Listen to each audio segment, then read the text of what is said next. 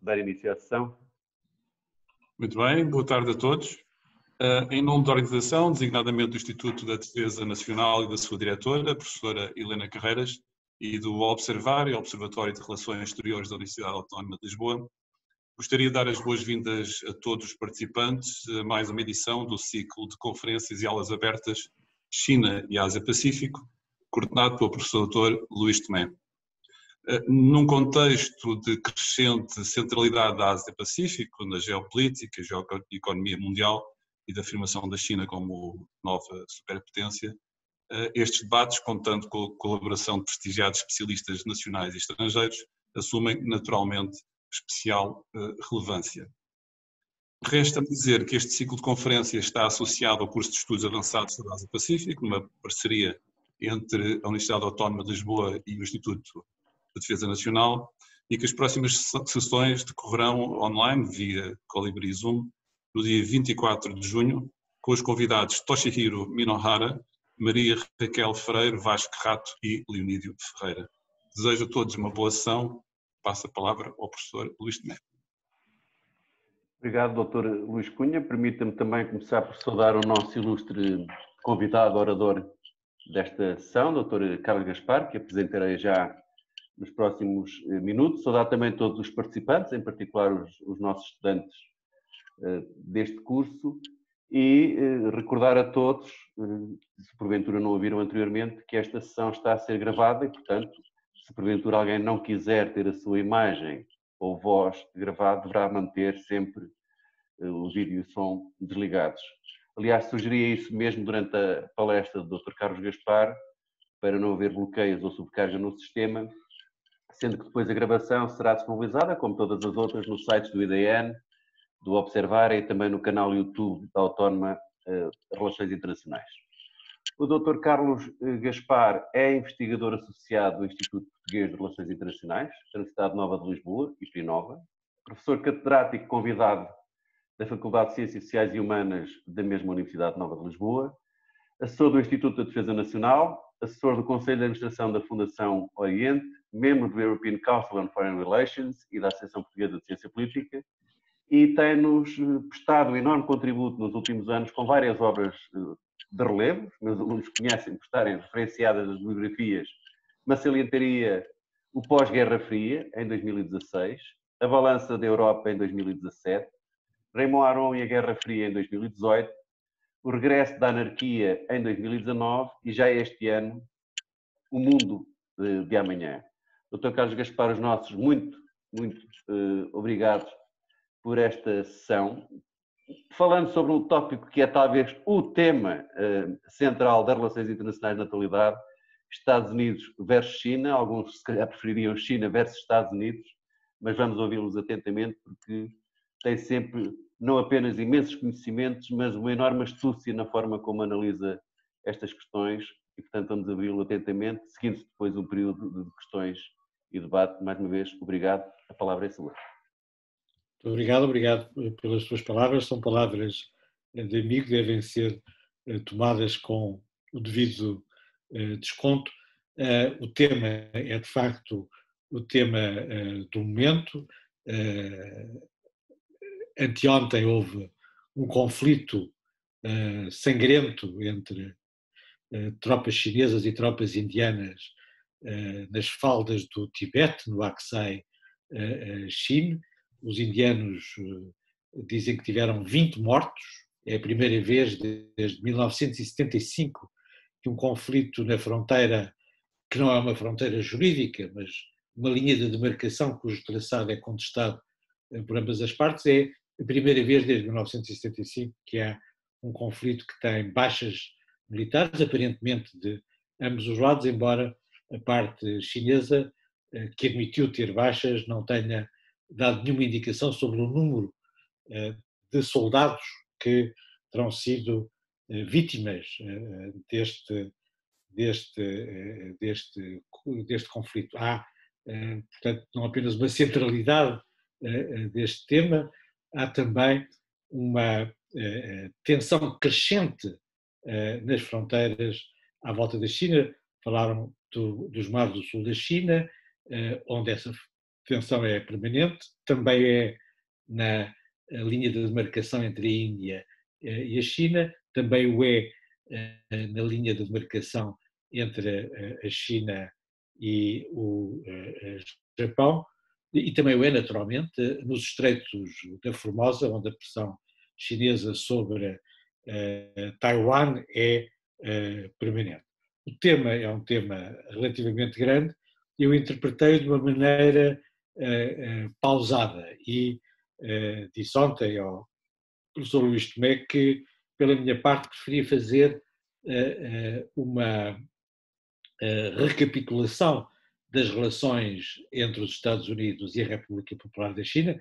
Apesar de tudo, são relações relativamente recentes, neste sentido em que a República Popular da China tem 70 anos e as relações entre os Estados Unidos e a República Popular da China têm menos do que isso, têm tanto tempo como as portuguesas, começaram em 1979, têm apenas 40 anos de existência, para justamente podermos refletir sobre a evolução das relações entre os Estados Unidos e a China, que não foram sempre centrais na política internacional, mas que foram sempre relevantes para a política central, mesmo antes de estarem no centro,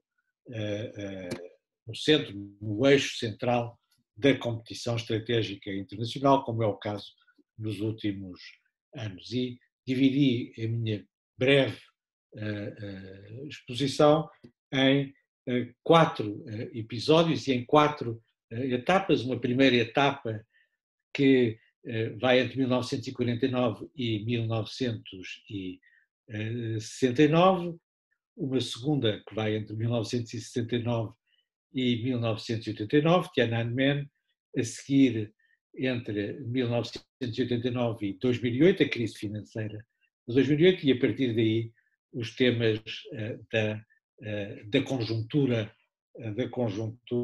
atual nas relações bilaterais, na competição estratégica entre a República Popular da China e os Estados Unidos e vice-versa. Eu sei que é um programa demasiado extenso e ambicioso, vou tentar tratá-lo de uma forma resumida, focando aquilo que são os momentos, os episódios cruciais nestas quatro etapas. A Guerra da Coreia, em 1950, a cimeira entre Nixon e Mao, em 1972, a crise de Tiananmen, em 1989, e finalmente a crise financeira de 2008, mais próxima de nós. Desde logo, a tomada do poder pelo Partido Comunista na China em 1949 tem, obviamente, uma consequência fortíssima para os Estados Unidos. É, de certa maneira, uma forma de anular a vitória dos Estados Unidos no Pacífico, na Segunda Guerra Mundial, na Guerra do Pacífico. Com efeito, os Estados Unidos, com o presidente Roosevelt, com o presidente Truman, tinham escolhido a China como o seu aliado crucial para garantir a estabilidade da Ásia Oriental depois da derrota do Japão. É o presidente dos Estados Unidos que impõe a presença da China no Conselho de Segurança das Nações Unidas, nas negociações com a União Soviética e a Grã-Bretanha. Nem Stalin nem Churchill queriam ouvir falar do assunto, são os Estados Unidos que impõem a China, os seus aliados chineses, como um parceiro estratégico decisivo no Conselho de Segurança das Nações Unidas, e essa visão de uma aliança entre os Estados Unidos e a China nacionalista, para garantir a estabilidade da Ásia, é posta em causa com a tomada do poder comunista na China em 1949. Logo a seguir à tomada do poder, em outubro de 1949, os dirigentes chineses, Mao Tse-tung decide fazer uma aliança com a União Soviética. Na sua fórmula, a China devia se inclinar para um dos dois lados na divisão bipolar da Guerra Fria e, naturalmente, o regime comunista escolheu o campo soviético para se alinhar com o seu irmão mais velho soviético. A consequência imediata desta aliança formal entre a China e a União Soviética, que é assinada em fevereiro de 1950, é a autorização por Stalin da invasão da Coreia do Sul. Kim Il-sung, o dirigente principal do regime comunista na Coreia do Norte, pressiona. Moscovo, há vários meses, para ter o seu apoio numa estratégia de reunificação, uma estratégia militar de reunificação da Península Coreana, depois da retirada das tropas soviéticas e das tropas norte-americanas da Península Coreana, a seguir à tomada do poder na China, a seguir à formação da República Popular da China, a seguir à aliança sino-soviética, Stalin autoriza a invasão da Coreia do Sul com uma condição. E a condição é que Kim Il-sung possa obter o apoio de Mao Tse-tung, porque Stalin está convencido que haverá uma intervenção dos Estados Unidos perante a ofensiva norte-coreana e para Stalin é impensável que a União Soviética entre em conflito com os Estados Unidos. Um conflito entre a União Soviética e os Estados Unidos significaria a Terceira Guerra Mundial. Mas não é impensável que, se houver uma intervenção norte-americana, a parte chinesa, a República Popular da China, possa apoiar os norte-coreanos para travar, para conter, para lutar contra uma intervenção norte-americana, sem correr o risco de uma escalada que leve a uma Terceira Guerra Mundial. Em junho de 1950, a Coreia do Norte invade a Coreia do Sul e, tal como Stalin e também Mao tinham previsto, há uma resposta dos Estados Unidos. Muito rapidamente, os Estados Unidos reagem à invasão comunista da Coreia do Sul, reagem nas Nações Unidas, mobilizam as Nações Unidas para uma intervenção militar que é comandada pelos Estados Unidos, redefinem o perímetro de segurança dos Estados Unidos na Ásia Oriental, que deixa de incluir apenas o Japão e passa a incluir também a Coreia do Sul e Taiwan, onde se refugiou o regime nacionalista chinês, que os Estados Unidos continuam a reconhecer, e avançam na Península Coreana. Muito rapidamente, em poucos meses, os Estados Unidos, as tropas norte-americanas, com a bandeira das Nações Unidas, ultrapassam a linha do paralelo 38, que divide a Península Coreana desde o fim da Segunda Guerra Mundial, ocupam Pyongyang, a capital da Coreia do Norte, e avançam em direção à fronteira entre a Coreia do Norte e a China, no rio Yalu. É nesse momento, em outubro de 1950, que a China decide, in extremis, intervir contra os Estados Unidos. 1 milhão de voluntários, unidades, as melhores unidades do Exército Popular de Libertação, atravessam a fronteira e atacam os Estados Unidos. Seguem-se vários meses de combates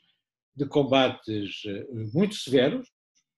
Os Estados Unidos têm mais de 30 mil mortos na guerra da Coreia, os chineses 450 mil mortos na guerra da Coreia, mas rapidamente, em junho de 1951, a linha do paralelo 38 é restabelecida e em 1953, depois da morte de Stalin, há um armistício entre as forças em presença, que continua, de resto, a ser o que define o status quo na Península Coreana. Os Estados Unidos e a República Popular da China iniciaram as suas relações com uma guerra. Os Estados Unidos nunca estiveram em guerra nem com a Rússia, nem com a União Soviética, embora fosse a Rússia ou a União Soviética o seu principal adversário durante a Guerra Fria. Mas tiveram uma guerra houve uma guerra entre o regime comunista chinês, entre o Exército Popular de Libertação e as tropas norte-americanas com a bandeira das Nações Unidas na Guerra da Coreia. A Guerra da Coreia vai definir o mapa político da Ásia Oriental. Em primeiro lugar, impõe como um dado permanente a divisão da China. A China é a única das grandes potências, é o único membro do Conselho de Segurança das Nações Unidas que é uma nação dividida. No fim da Guerra Civil, em outubro de 49, o regime nacionalista chinês refugia-se como uma parte significativa das tropas nacionalistas na Formosa, em Taiwan, e os Estados Unidos, como consequência da Guerra da Coreia, não só mantêm o seu reconhecimento diplomático do regime de Chiang Kai-shek, do regime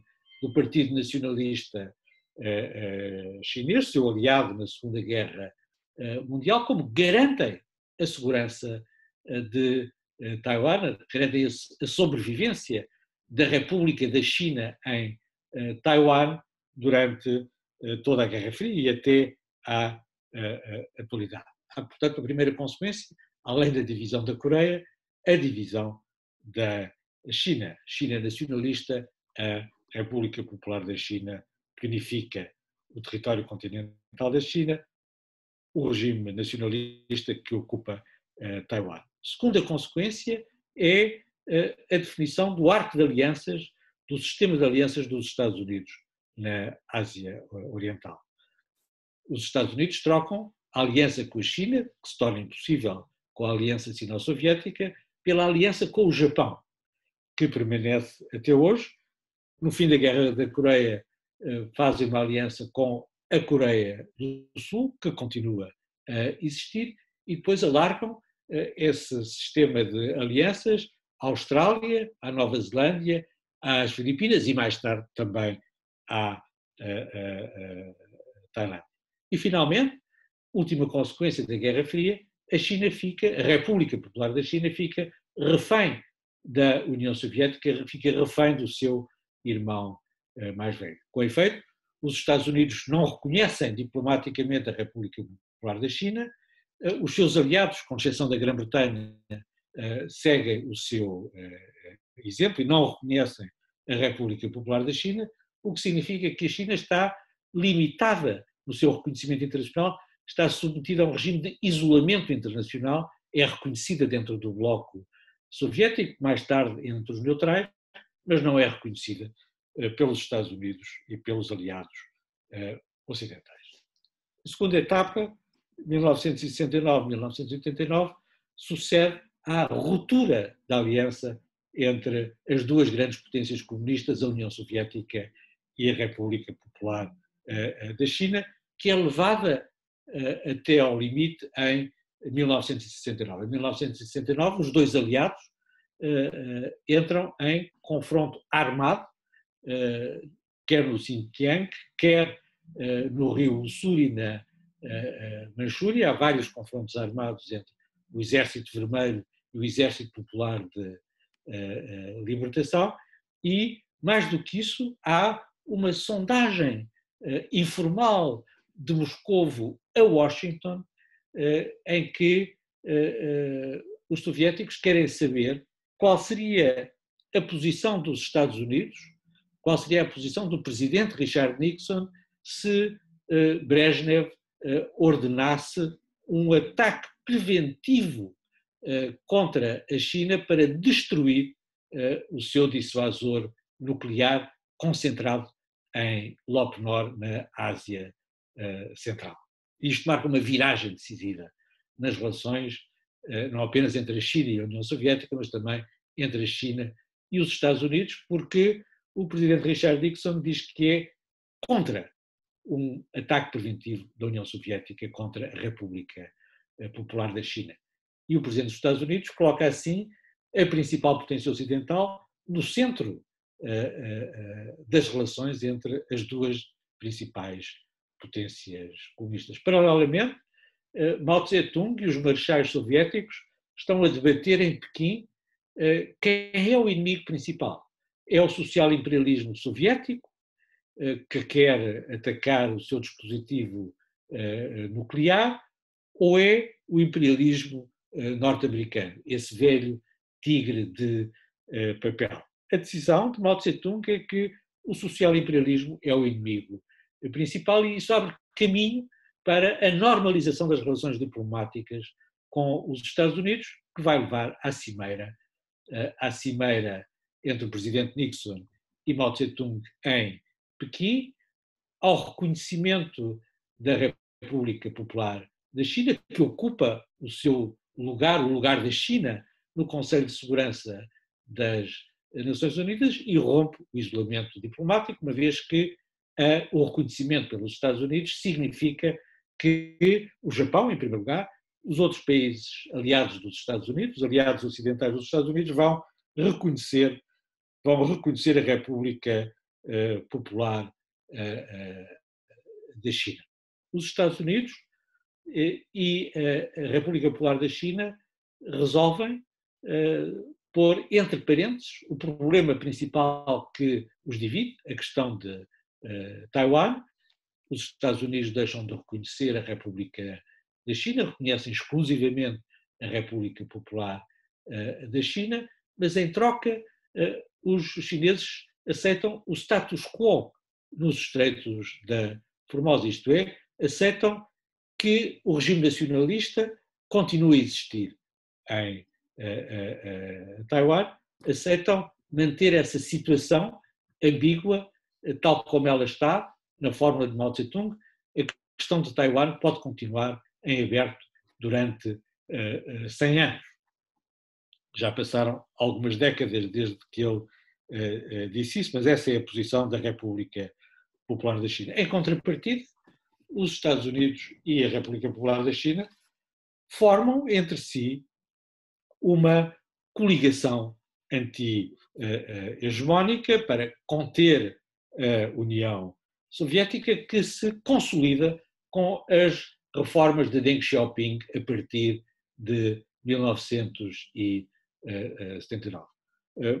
Para Deng Xiaoping, as 4 modernizações que vão abrir caminho à ascensão da China exigem uma aliança com os Estados Unidos e os investimentos do Japão exigem uma détente sino-americana que se vai manter durante os anos seguintes, mas que vai ser perturbada pela União Soviética, não num registro ofensivo, como com Brezhnev, mas num registro contrário, com as reformas da perestroika de Gorbachev. Com efeito, há 2 vias para a reforma dos regimes comunistas que dividem quer a direção soviética em Moscou, quer a direção chinesa em Pequim.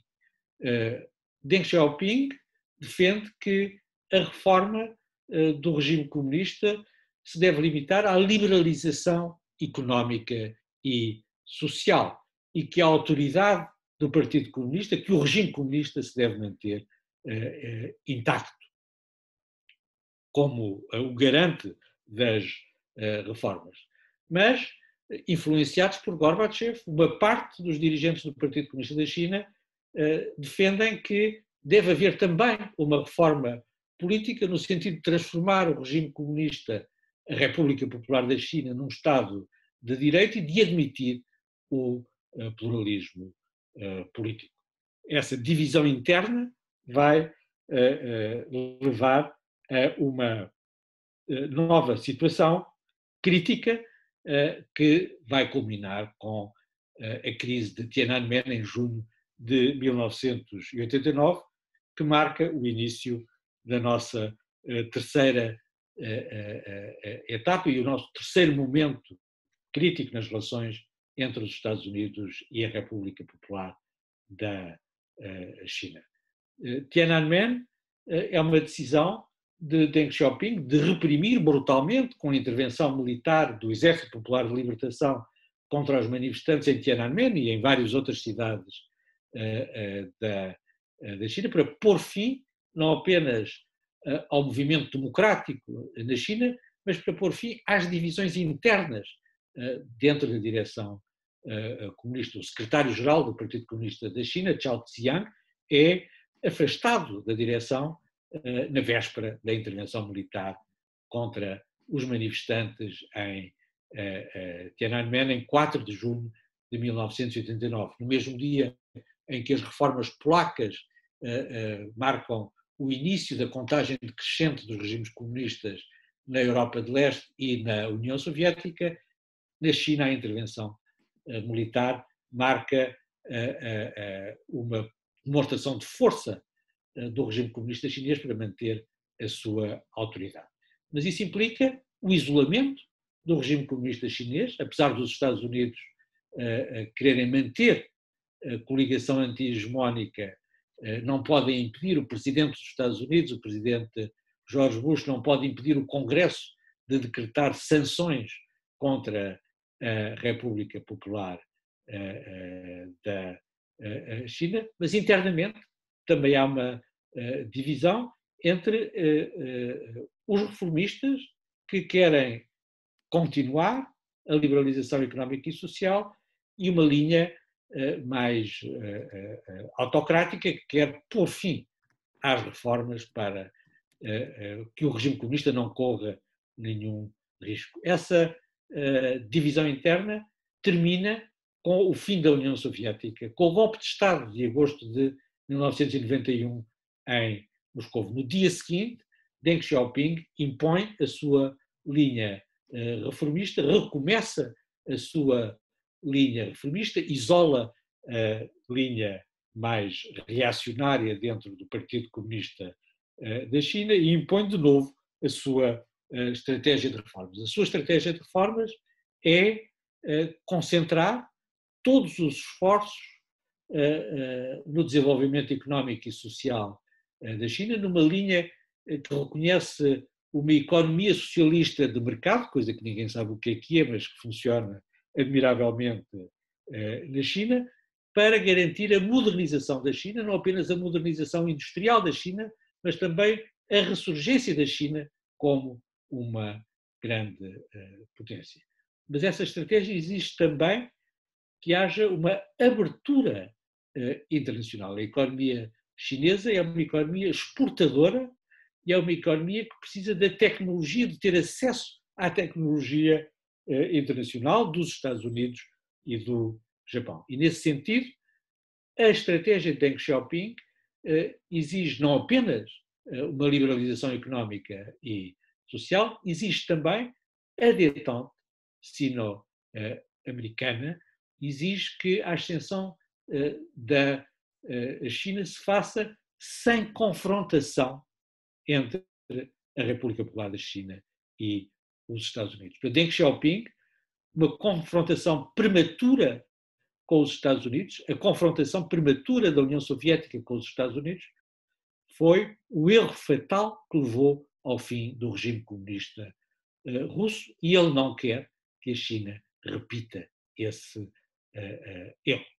E a sua estratégia vai ser seguida com um grande sucesso durante os anos seguintes, dominados pela viragem unipolar dos Estados Unidos, primeiro com o presidente Bush, depois com o presidente Clinton. Os Estados Unidos querem essencialmente duas coisas. Por um lado, integrar a Rússia pós-soviética no espaço euroatlântico. A Rússia do presidente Yeltsin é convidada para ser membro do G7, G8, do núcleo central das principais potências aliadas dos Estados Unidos. E, paralelamente, os Estados Unidos querem integrar a China no sistema económico internacional e empenham-se nessa via que leva, ainda no segundo mandato do presidente Clinton, à integração da China na Organização Mundial do Comércio. A estratégia de Deng Xiaoping, no período até 2008, é uma estratégia de sucesso que está codificada por um dos seus sucessores, o Jintao, como uma estratégia de ascensão pacífica. A China reconhece que está em ascensão, que se está a tornar, que se está a reconstituir como uma grande potência asiática e internacional, mas, ao contrário do que aconteceu no passado, com a ascensão do Japão ou a ascensão da Alemanha no século XX, os chineses dizem que a sua ascensão vai significar uma era de prosperidade e não o regresso da guerra e da competição estratégica entre as grandes potências. E os Estados Unidos, tal como os países europeus e o Japão, estão aparentemente dispostos a aceitar essa visão. A tese da ascensão pacífica tem como contrapartida do lado americano o reconhecimento da China como um parceiro responsável na construção da ordem internacional. Os Jogos Olímpicos de Pequim, em 2008, marcam o apogeu dessa estratégia de ascensão pacífica da China. A China é a segunda economia internacional, é a maior economia exportadora do mundo, ultrapassa o Japão, que até à data, até 2013, é a segunda economia internacional, e são reconhecidos os Jogos Olímpicos, a inauguração dos Jogos Olímpicos. Na inauguração dos Jogos Olímpicos está à direita do primeiro-ministro chinês, o presidente dos Estados Unidos, e à esquerda, o primeiro-ministro da Rússia, George W. Bush e Vladimir Putin. Estão ao lado do primeiro-ministro da China. 2008 é o momento em que começa a quarta etapa nas relações entre os Estados Unidos e a China, e o seu primeiro episódio é a crise financeira de 2008. Os Jogos Olímpicos abrem em agosto de 2008. Em setembro de 2008, a queda do Lehman Brothers provoca uma crise financeira que, por pouco, não destrói o sistema financeiro internacional. A China tem uma intervenção exemplar nesse processo, como parceiro responsável e grande detentor de títulos do Tesouro norte-americano, apoia os esforços internacionais para pôr fim à crise financeira, e o presidente Bush, com o apoio do seu sucessor, o presidente eleito Barack Obama, convoca uma primeira cimeira de chefes de Estado e de Governo do G20, em vez de reunir o G7 para responder à crise internacional. A diferença entre o G7 e o G20 é que a China não está no G7, mas está no G20, o que levou os analistas na altura a dizer que o G20 era, na realidade, o G2, uma convergência entre as duas maiores economias mundiais, a economia chinesa e a economia norte-americana. Mas, na realidade, os analistas chineses olham para a crise financeira de 2008 como um momento de viragem. A crise financeira significa, para Pequim, para Moscou também, mas para Pequim, a confirmação da decadência dos Estados Unidos. É o fim da hegemonia norte-americana, é o fim da unipolaridade, e o fim da unipolaridade significa, do lado norte-americano, um recuo para uma estratégia de retraimento, e do lado chinês assumir uma estratégia revisionista. E é a tensão entre uma estratégia de retraimento norte-americana e a estratégia revisionista chinesa, decidida depois da crise de 2008, que marca a política internacional nos últimos 12 anos. Essa viragem estratégica da China é confirmada pela nomeação de Xi Jinping como secretário-geral e depois como presidente da República Popular da China em 2012. Xi Jinping, desde os primeiros meses do seu mandato como secretário-geral, anuncia várias medidas. A estratégia dos centenários diz que em 2021, o centenário da fundação do Partido Comunista da China, a China deve passar a ser um país de rendimento médio à escala internacional e que em 2049, o centenário da fundação da República Popular da China, a China deve voltar a estar no centro do sistema internacional, isto é, por outras palavras, deve substituir os Estados Unidos como a principal potência internacional. Paralelamente, Xi Jinping anunciou em 2013, 2012 e 2013 as suas rotas da seda, a rota da seda terrestre, que se dirige para a Europa, e a rota da seda marítima, que se dirige de certa maneira também para a Europa, mas por via marítima. De certa maneira, as rotas da seda são em inversão de um ciclo histórico. A rota da seda terrestre inverte o caminho de Marco Polo, a rota da seda marítima inverte o caminho de Vasco da Gama. Os 500 anos da ocidentalização chegaram ao fim e agora a China voltou a ser o centro do sistema internacional. A fórmula estratégica de Xi Jinping tem duas ou três componentes fundamentais. A primeira é uma aliança entre a República Popular da China e a Rússia pós-soviética, que vai ser consolidada depois da anexação da Crimeia pela Rússia de Vladimir Putin, que marca também uma viragem asiática do lado da Rússia.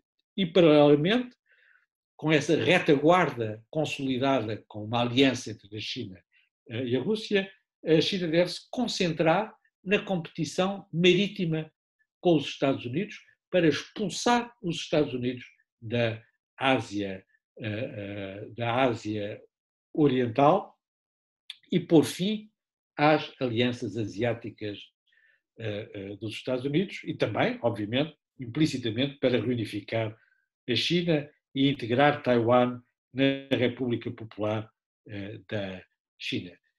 E a rota da seda marítima faz uma projeção à escala global da estratégia internacional da China, que se pode resumir na sua determinação em colecionar portos em todos os oceanos. A China controla o porto de Darwin, na Austrália, no Pacífico, tomou conta do porto de Hambantota, no Ceilão, no Índico, controla, desde a crise de 2010, o porto do Pireu, em Atenas, no Mediterrâneo. Recentemente, tomou conta do porto de Kirkenes, na Noruega, no Ártico, e aparentemente está preparada para tomar conta do porto de Sines, no Atlântico. Esta visão oceânica da estratégia internacional da China é a marca mais clara da sua determinação em projetar a China de regresso para o centro da política internacional. Tal como Xi Jinping confirma a viragem estratégica ofensiva da China, confirma a linha revisionista na estratégia da China, a eleição do presidente Donald Trump em 2016 confirma a viragem oposta, inversa, do lado dos Estados Unidos. A primeira fase da estratégia de retraimento com o presidente Obama é marcada pela retirada das tropas combatentes norte-americanas do Iraque, pela capitulação dos Estados Unidos na guerra civil da Síria e por um impasse no pivô asiático. a administração norte-americana, com o presidente Obama, reconhece que a China é a única grande potência que pode pôr em causa o primado internacional, o primado estratégico dos Estados Unidos, mas não consegue traduzir esse reconhecimento, o pivô asiático, numa estratégia coerente de contenção da China. Um dos conselheiros do presidente Obama explica porquê. Ele diz que não se pode aplicar à China a mesma estratégia de contenção que garantiu o sucesso da estratégia norte-americana contra a União Soviética, porque, ao contrário da União Soviética, a economia chinesa está integrada na economia internacional, integrada pela mão dos Estados Unidos, que garantiram o acesso da China à Organização Mundial de Comércio no ano 2000. Donald Trump mantém a mesma linha de recuo estratégico dos Estados Unidos, põe mesmo em causa as alianças tradicionais dos Estados Unidos, põe em causa a vinculação dos Estados Unidos à ordem liberal multilateral, mas resolve o nó górdio da estratégia chinesa e decide avançar para uma estratégia de desacoplamento da economia norte-americana e da economia chinesa, que começa por ser um desacoplamento tecnológico, romper as cadeias tecnológicas que unem os Estados Unidos e a China, para pôr fim a uma interdependência que os Estados Unidos passaram a considerar como uma vulnerabilidade na sua relação com a China. E digo bem os Estados Unidos, porque esta estratégia de desacoplamento entre a China e os Estados Unidos tem o apoio em Washington dos republicanos e dos democratas, que discordam em tudo, na política interna e na política internacional, exceto na necessidade de conter a ascensão da China, de pôr fim à ascensão da China. E este é o meu último ponto. Essa estratégia de desacoplamento norte-americana, que tem uma estratégia correspondente do lado chinês, marca uma escalada nas relações entre os Estados Unidos e a China, que se agravou muito significativamente nos últimos meses com a pandemia do Covid, do novo SARS. Na nova fórmula, os analistas chineses defendem que há uma transição para um novo sistema bipolar, dominado pelos Estados Unidos e pela China, e os analistas norte-americanos, como Graham Allison, consideram que a estratégia chinesa que visa substituir os Estados Unidos como a principal potência internacional terá como consequência inevitável ou quase inevitável uma guerra entre os Estados Unidos e a China. Nesse contexto, há uma nova clivagem que domina a política internacional, é uma clivagem que separa, do ponto de vista geográfico, a Eurásia do Indo-Pacífico. A Eurásia representa uma consolidação da aliança entre a China e a Rússia. O Indo-Pacífico representa uma reconfiguração das alianças norte-americanas. Os norte-americanos, desde 2017, assumiram a estratégia do Indo-Pacífico como a sua estratégia oficial, já não falam da Ásia-Pacífico, só falam do Indo-Pacífico. Mesmo o comando do Pentágono os comandos militares do Pentágono foram reestruturados para criar um comando do Indo-Pacífico que vai desde a Índia até ao Japão e ao Alasca.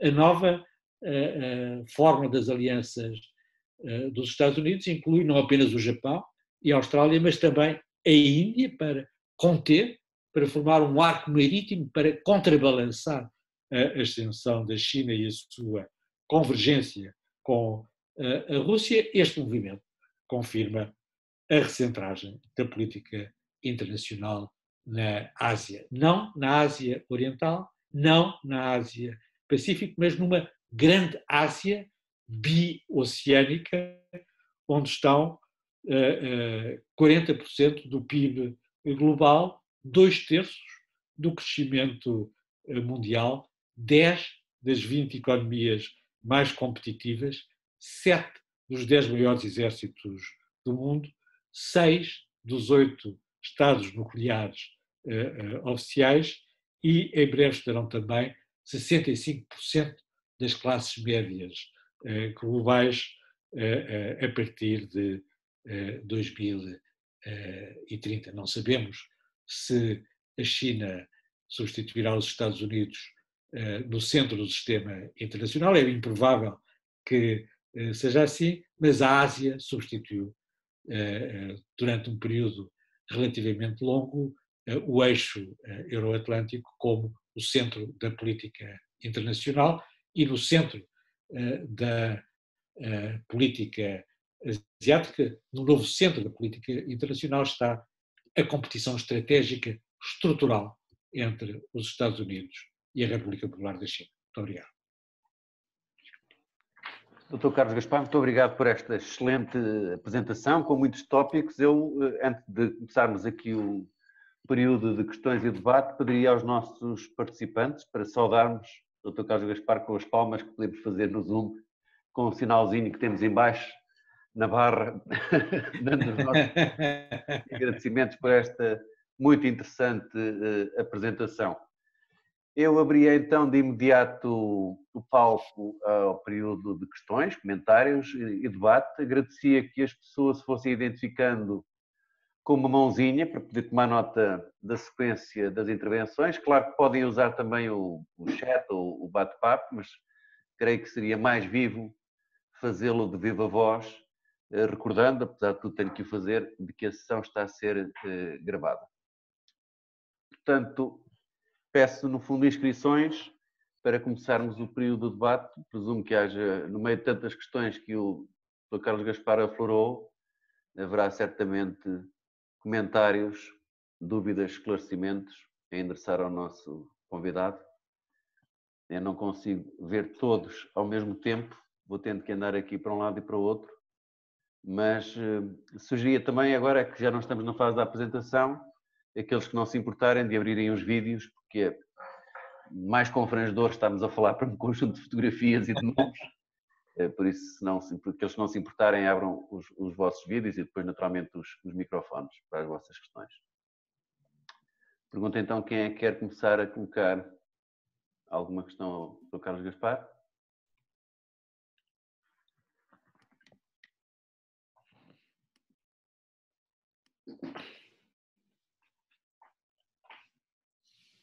Se não, coloque uma primeira questão enquanto vão pensando.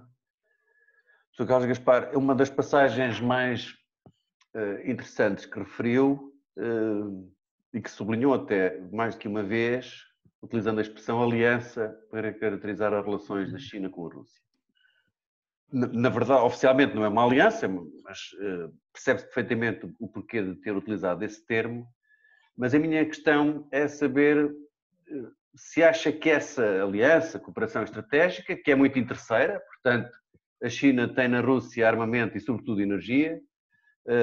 Para a Rússia, a China dá-lhe dimensão asiática e é muito importante para ambas a articulação para conter a supremacia e hegemonia dos Estados Unidos, desde logo na Ásia e na Ásia Central em particular, mas a minha questão é saber se é sustentável esta articulação a médio e longo prazo, porque já começa a haver sinais de que, afinal de contas, velhas rivalidades vêm ao de cima. Um dos sinais mais recentes foi a prisão pelo FSB russo, de um cientista russo, presidente da Arctic Civic Society, muito prestigiado, acusado de espionagem e de entregar à China informações sobre hidroacústica, que os chineses estariam a utilizar para, enfim, fazer avançar os seus cálculos de vigilância de submarinos.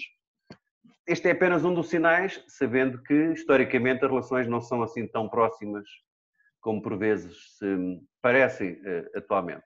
Inclusivamente, até, neste caso, sobre o Ártico. Portanto, eu muitas vezes põe a hipótese de o fator China ser o fator que pode levar definitivamente à aproximação, digamos, da NATO com a Rússia.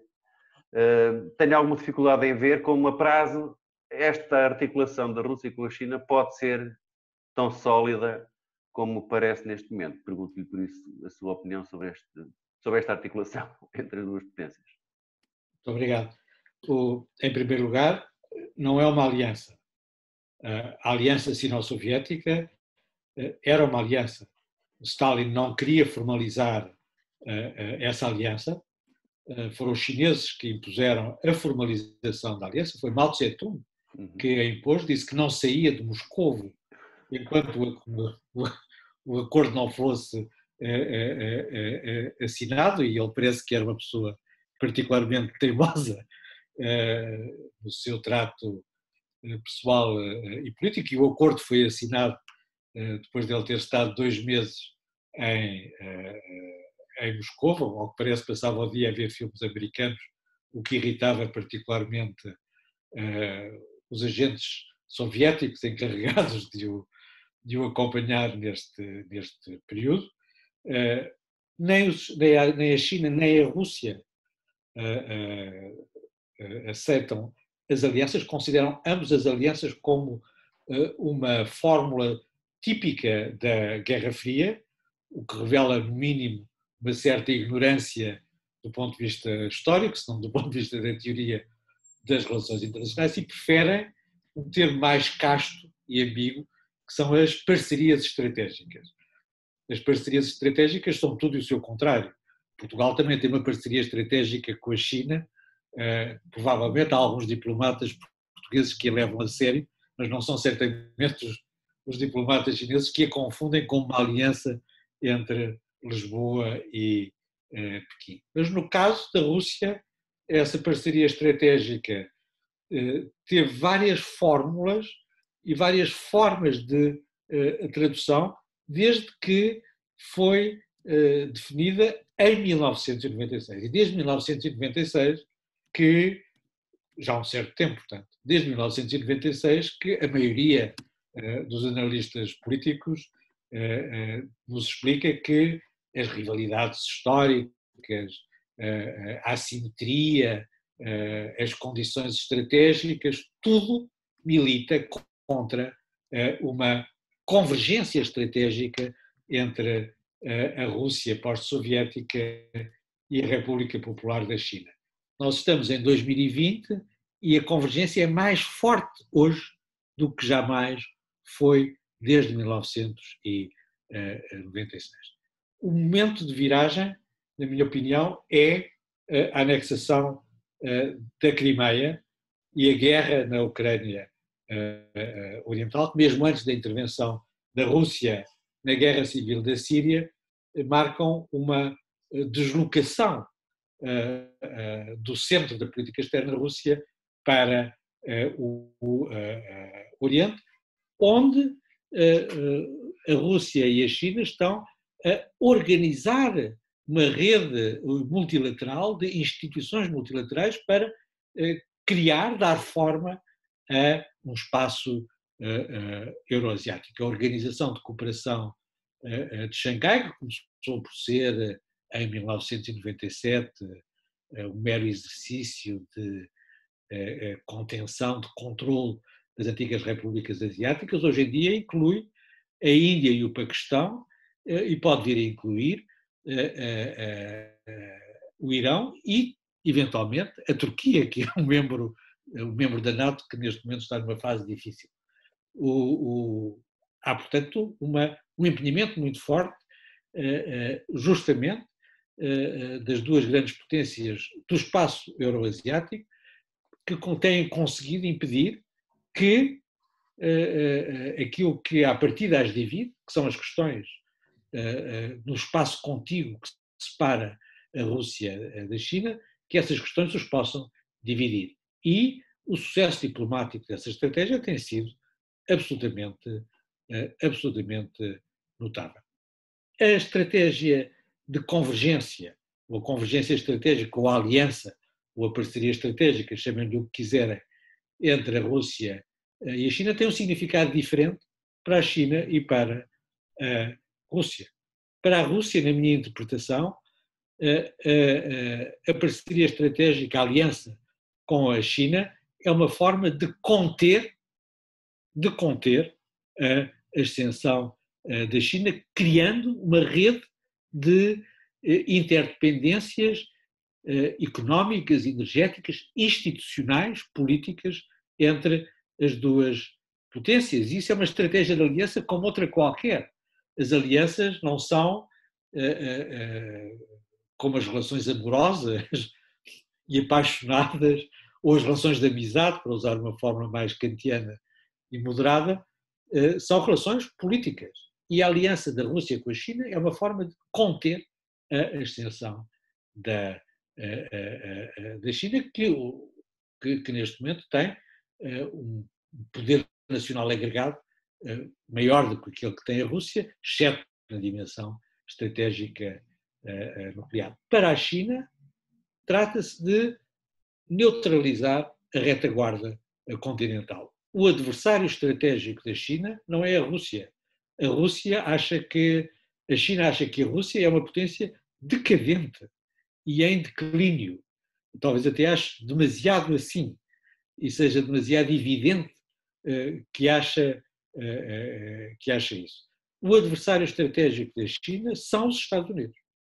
E para a China se poder concentrar na competição estratégica com os Estados Unidos, designadamente na Ásia Oriental, tem que ter a retaguarda segura, tem que ter uma retaguarda neutralizada. E é para isso que serve, do ponto de vista da China, a aliança com a Rússia, que depois tem traduções concretas muito precisas, e designadamente no domínio da energia.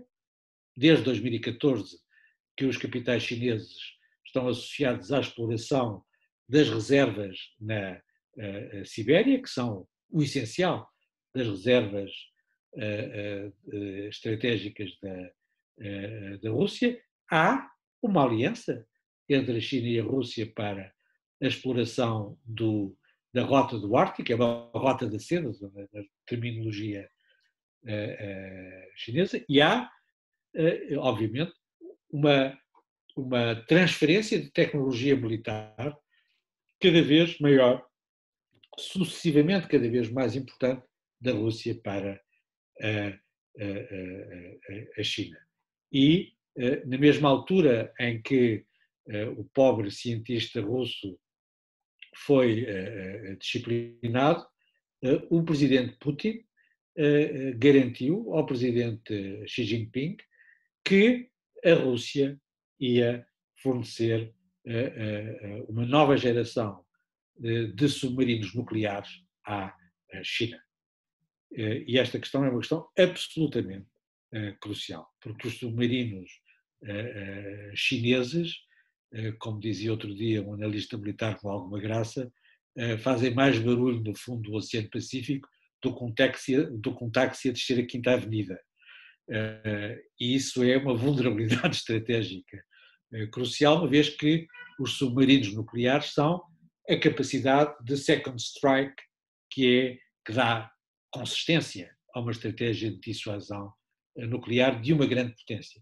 A China ainda não tem capacidade de dissuasão estratégica perante os Estados Unidos ou perante a Rússia, mas se os russos efetivamente partilharem com os chineses a sua última geração de submarinos nucleares, esse elemento crucial da balança estratégica internacional pode ser alterado. Muito obrigado, Dr. Carlos Gaspar. Tenho aqui uma questão de Carlos Filipe Colasso, que depois no chat tem dificuldades de som. Diz ele que a ascensão da China está intimamente ligada à adesão do país à Organização Mundial do Comércio e tudo o que se lhe seguiu na economia industrial ocidental. O desacoplamento agora desejado e mesmo indispensável vai ser possível? E até que ponto, sabendo como funcionam as cadeias de produção e os cálculos exclusivamente económicos na origem de todas as deslocalizações? É a pergunta de Carlos Filipe Colasso. Muito obrigado, é uma excelente pergunta.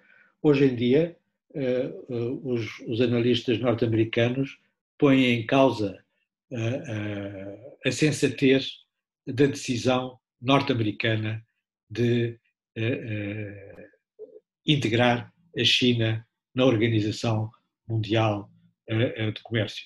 Desde logo, porque as reformas de liberalização da China terminaram no dia em que ela entrou na Organização Mundial de Comércio, enquanto o objetivo dos Estados Unidos era que a integração da China na Organização Mundial de Comércio acelerasse a liberalização da sua economia e o respeito pelas normas internacionais. Foi exatamente o contrário que se passou. A China liberalizou a sua economia e o acesso internacional à sua economia até entrar. A partir do momento em que estava dentro, deixou de precisar de dar provas de que estava a convergir com as regras e as normas das economias liberais ocidentais. Por outro lado, efetivamente, a partir do momento em que estava na Organização Mundial do Comércio, conseguiu maximizar a sua capacidade, a sua competitividade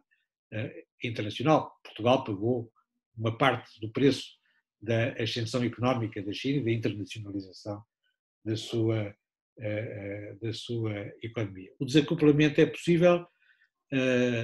Há 4 anos toda a gente dizia que não.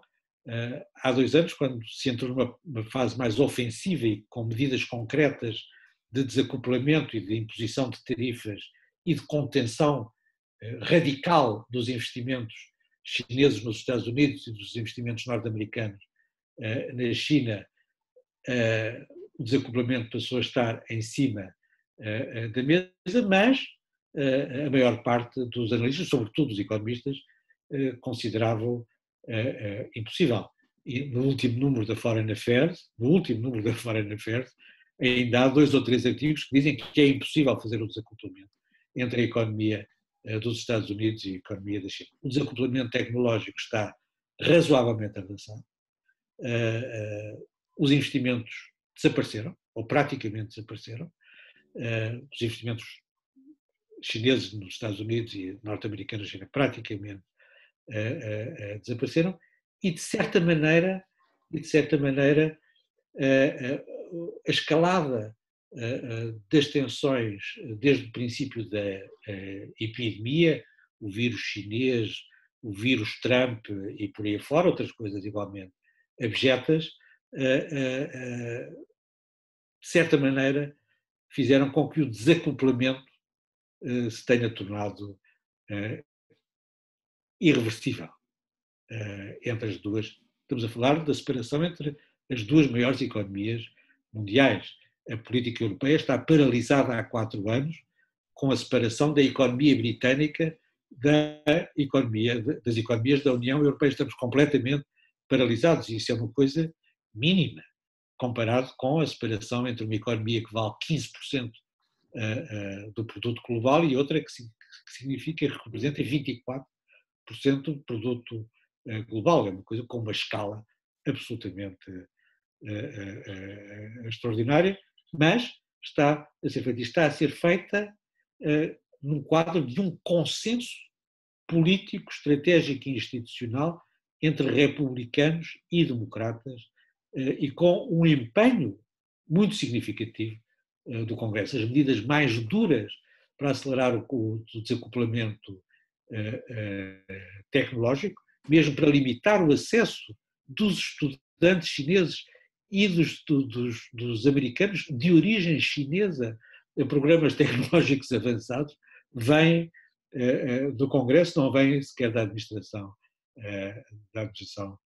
norte-americana. Se estivéssemos a falar em dezembro de 2019, eu não tinha a certeza que o desacoplamento fosse mais para a frente, ele era reversível. Depois de 6 meses de epidemia, acho que o desacoplamento tecnológico e o desacoplamento económico parcial são irreversíveis neste processo, e aqui a questão que se põe agora é se a União Europeia e a Grã-Bretanha não vão fazer o mesmo processo em relação à China. Obrigado. Temos aqui mais duas questões de Paulo Sacadura, que também está com problemas de som, e, portanto, eu vou ler o que está aqui no bate-papo. Como fica a União Europeia face a esta alteração da centralidade do sistema político internacional? O que pode ou deve fazer para minimizar a sua eventual perda de importância? E depois, uma outra questão, sendo o Ártico uma das regiões de potencial conflitualidade internacional, a China já tem uma estratégia pragmática também para esta região? Até o livro branco lançou em janeiro de 2018, creio que são questões bastante pertinentes. Dr. Carlos Gaspar. Muito obrigado. Justamente era onde nós estávamos.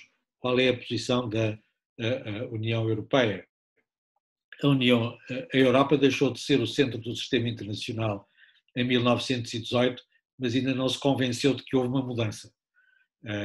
Nós somos conservadores, em todo caso nostálgicos do passado, e portanto nem em 1919, nem em 1945, mesmo em 1991 pensámos que tinham sido os europeus quem tinha ganho a Guerra Fria e que era esse o polo de atração principal da política internacional, e provavelmente continuaremos a pensar assim, mas obviamente que desde o 11 de setembro de 2001 que a Europa deixou de ser a prioridade regional dos Estados Unidos, e não há nenhum sinal de que volte a ser a prioridade regional dos Estados Unidos. E o que é interessante hoje em dia na política europeia é a multiplicação das iniciativas para estruturar as relações com o Japão, com a Índia ou com a China, para a União Europeia, para as potências europeias voltarem a ser atores relevantes, players, no Indo-Pacífico. A França está um pouco mais adiantada do que os outros, os britânicos ainda têm alguma influência, os alemães interrogam-se sobre o seu destino e o destino da Europa, mas a verdade é que, de facto, a era gâmica, para usar a velha expressão do Arnold Toynbee, a era gama chegou ao fim. Isto não significa que a China tenha começado uma nova era de preponderância da China, mas há certamente uma nova fase histórica em que a centralidade asiática é evidente na política internacional. O que fazer para não perdermos demasiada relevância? Aquilo que nós temos que fazer é justamente traduzir aquela fórmula do presidente Macron sobre a soberania europeia em qualquer coisa de concreto. E qualquer coisa de concreto significa um programa maciço de reindustrialização da Europa e uma tentativa para recuperar a competitividade internacional europeia naqueles domínios onde ela ainda pode existir, desde a aeronáutica à transição energética, ou aos caminhos de ferro, ou aos carros elétricos, ou aos veículos sem condutor, que não necessitam de um condutor. Há todos esses domínios onde é preciso ter uma resposta concentrada e agressiva. É a França quem está a dirigir essa estratégia, mas essa estratégia pode ser posta em causa se os fundos europeus que estão agora a ser votados se esgotarem na resposta às questões sociais e não se concentrarem em investimentos nos domínios da competitividade industrial e da inovação científica e tecnológica. Sobre o Ártico, já fiz uma ou duas referências. A China, o porto que tem em Kirkenes, na Noruega, mesmo na fronteira entre a Noruega e a Rússia, é um porto onde a China quer fazer chegar os seus navios que estão preparados para fazer a rota do Ártico e fazer o transshipment da carga para navios normais que a levam depois até aos portos europeus, até Roterdão, na Holanda. Portanto, estão a estruturar esse processo. Estão a estruturar esse processo em parceria, sobretudo, com a Rússia, no caso do Ártico, da Rota da Seda do Ártico, a quarta Rota da Seda, há efetivamente uma parceria muito íntima entre a Rússia e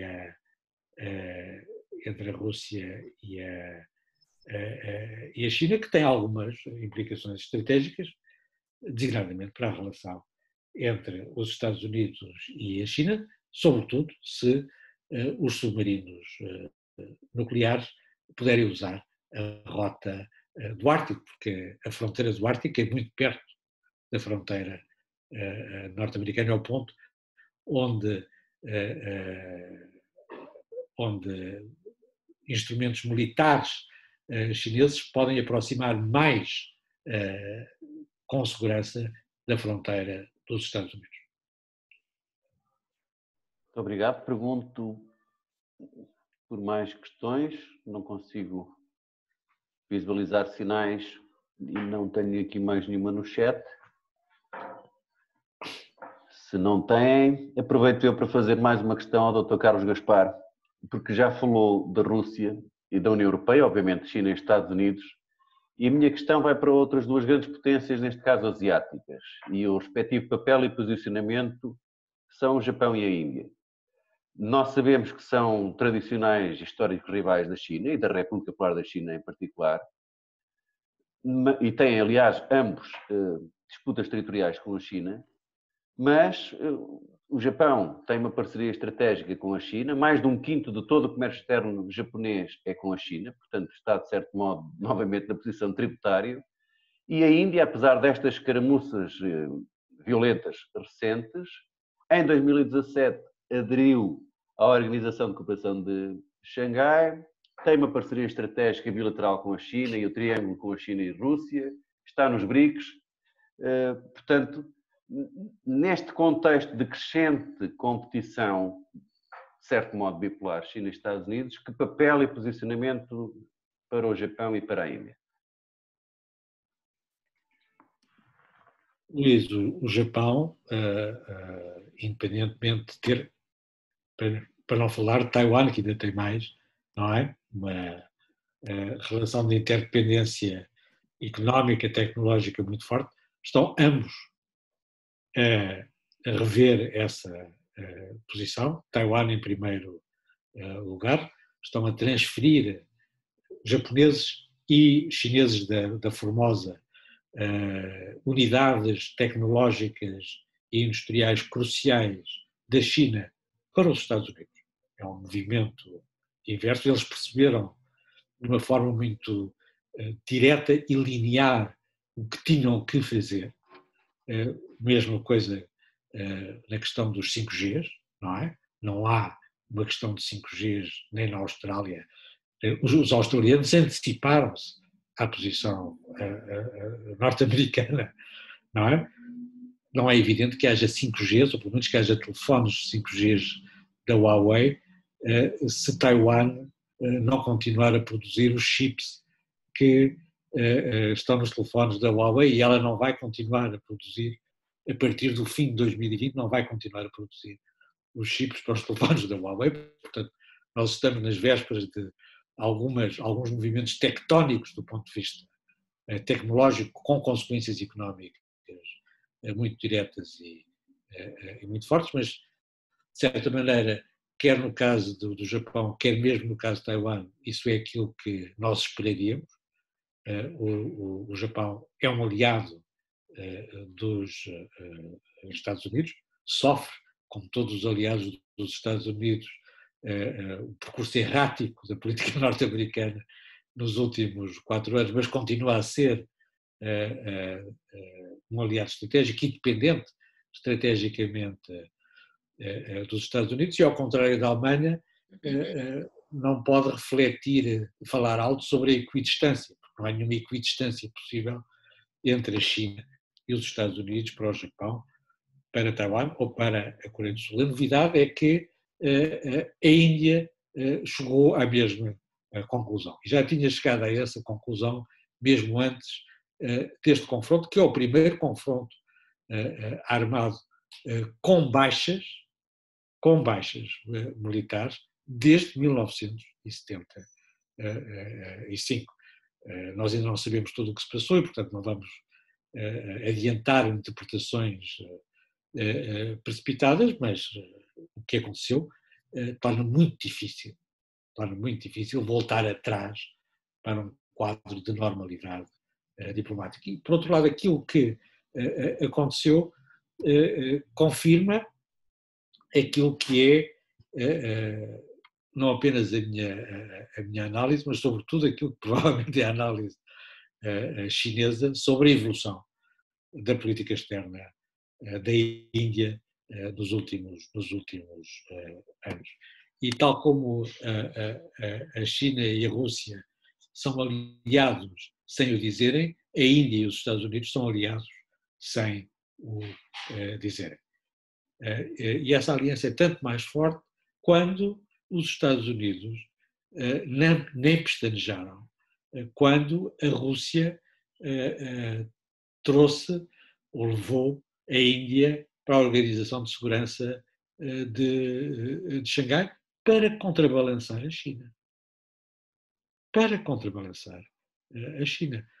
O meu ponto há pouco é que a estratégia da aliança da Rússia com a China é uma estratégia de contenção da China. Portanto, a Rússia precisa da Índia no seu dispositivo euroasiático para contrabalançar a China e não para lhe dar força. Mas os Estados Unidos não têm nada contra.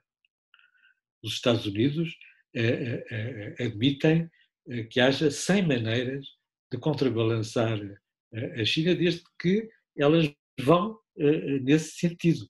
Sejam russas, sejam indianas, sejam indonésias, sejam vietnamitas, seja o que for, não é?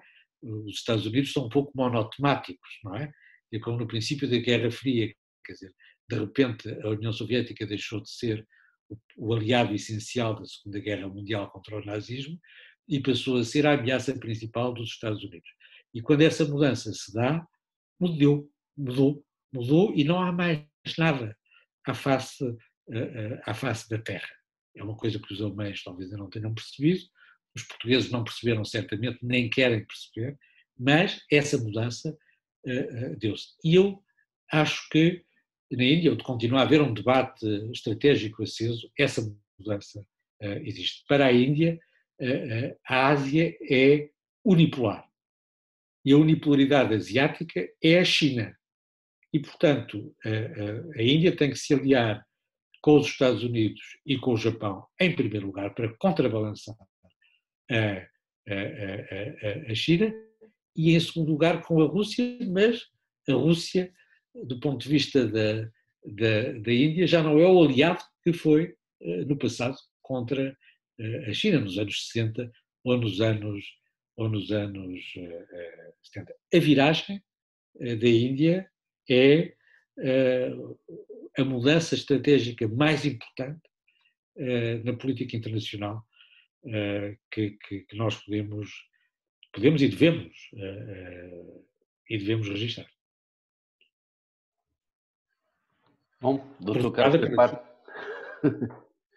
muito obrigado mais uma vez, em nome da Universidade Autónoma de Lisboa e do IDN, por este momento com que nos brindou, com muitos conhecimentos e reflexões particularmente astutas, diria eu, sobre o passado, o presente e projetando o futuro. Está tudo no mundo da manhã. Não, mas é olhar e ligar as pontas faz de uma forma invulgarmente feliz e enriquecedora.